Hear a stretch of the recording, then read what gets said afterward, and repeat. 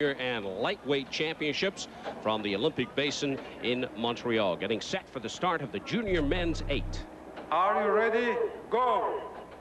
We've got Italy at the top of your screen. They are in blue and rowing in lane 6. The United States in lane 5. The Germans are in lane 4. The Russians have lane 3. In lane 2, it is Great Britain and Spain. The crew closest to us in the yellow and black are rowing in lane 1. Doug, what do you expect in this final?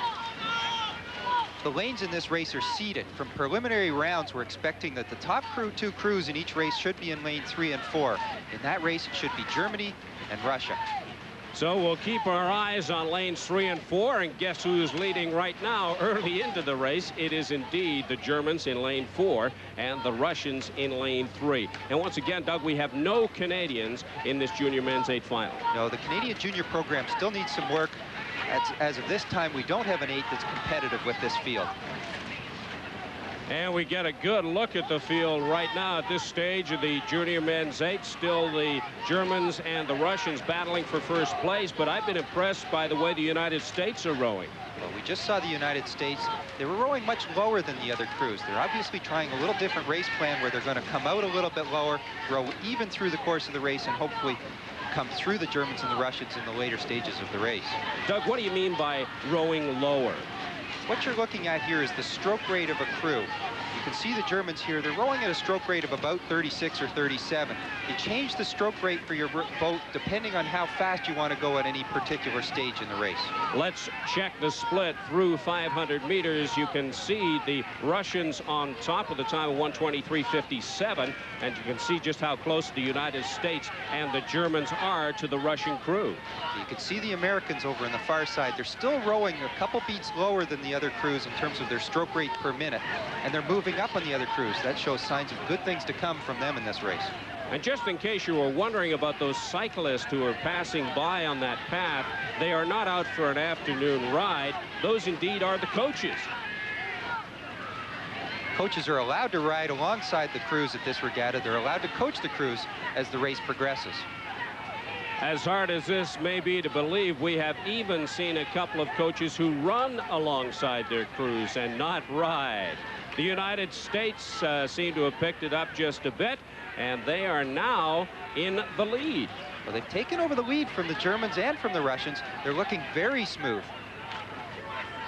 And smoothness is what rowing in an 8 is really all about. You want to get into that rhythm and establish the smoothness as quickly as you can. Well, the American stroke rate is still a little bit lower than the other two crews. By rowing as smooth as they are, they're using less effort. They're allowing the boat to move forward in between strokes more than the other crews, and thus being much more efficient than the other two crews.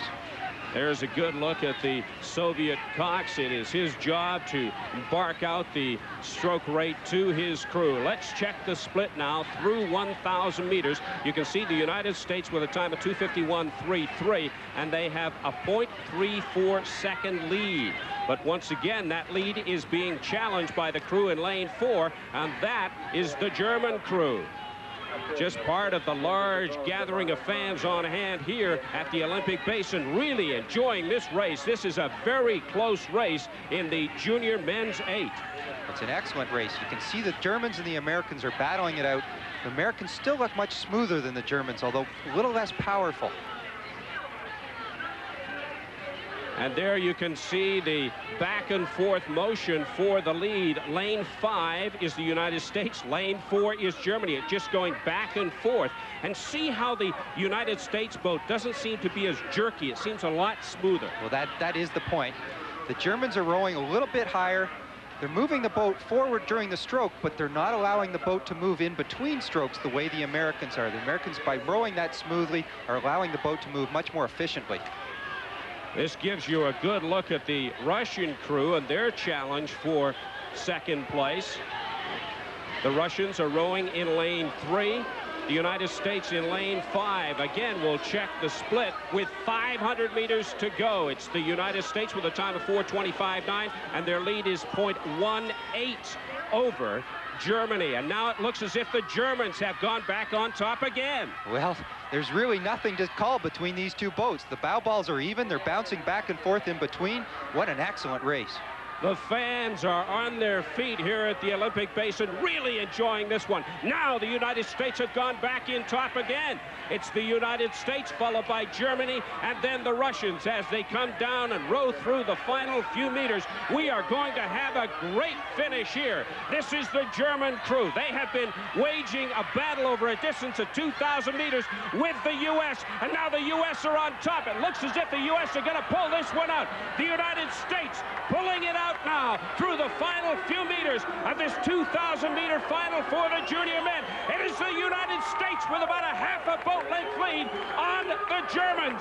The United States coming up towards the finish line. It looks as if the U.S. are going to pull it up. Now the Germans have picked it up once again. Oh, what a great finish this is going to be in the junior men's final. Look at this. The United States on top. The Germans closing just a bit. The U.S. at the line take the gold medal. Germany comes in to finish in second place, and it's the Russians winding up in third. Oh, yes, what a great win by the United States. A very dramatic victory in this junior men's 8 final. Their time, 5:47.06. There's the white flag to indicate that is a good race. The gold to the United States, 5:47.06. The silver to Germany, 5:48.20. And the bronze medal goes to the Russians. A terrific race from start to finish in the junior men's